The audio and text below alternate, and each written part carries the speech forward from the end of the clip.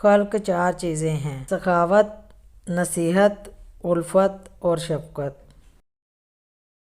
امن و سلامتی صرف انہی لوگوں کو حاصل ہوتی ہے جو اس کی تلاش میں رہتے ہیں۔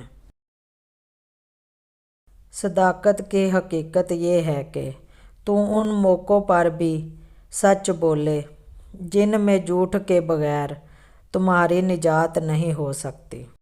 علم بلا قیمت نہیں دینا چاہیے، اس کی قیمت یہ ہے کہ ایسے شخص کو دو جو اسے اچھی طرح رکھے، دوسروں تک پہنچائے اور اس کا بوجھ اٹھا سکے۔ ایک مرتبہ کسی نے آپ سے سوال کیا، دنیا کیا ہے؟ آپ نے فرمایا، جو دل کے قریب آ جائے اور اللہ سے غافل کر دے۔ جب عقل مندوں کی عقلیں توحید کے متعلق انتہا تک پہنچ جائے تو ان کی انتہا حیرت پر ہوتی ہے۔ علماء کا تمام علم 2 حروف میں محدود ہے: عقیدے کی درستگی اور خدمت میں صرف حق کا لحاظ۔ اخلاص بندے اور رب کے درمیان ایک راز ہے جسے نہ تو فرشتہ جان سکتا ہے کہ لکھ لے، اور نہ شیطان کہ اسے خراب کر سکے، اور نہ خواہش نفس کہ اسے اپنی طرف مائل کر سکے۔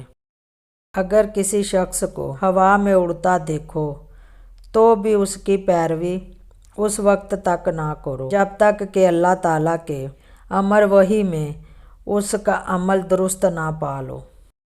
جن چیزوں سے تمہارا ہاتھ خالی ہے ان سے دل کے خالی ہونے کا نام زاہد ہے۔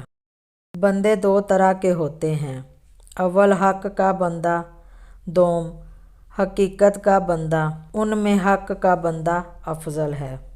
جو چیز بغیر محنت کے حاصل ہوتی ہے اس کی قدر و قیمت نہیں ہوتی۔ جب محبت کامل ہو جاتی ہے تو ادب کی شرط گر جاتی ہے۔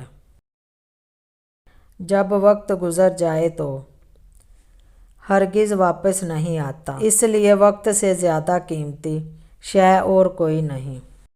سچا وہ ہے جس کی سچائی اقوال، افعال اور احوال میں ہمیشہ قائم رہے۔ تمام مخلوق کے لیے اللہ تک پہنچنے کے راستے بند ہیں ماں سوائے ان لوگوں جو رسول اللہ صلی اللہ علیہ وآلہ وسلم کے نقش قدم پر چلیں۔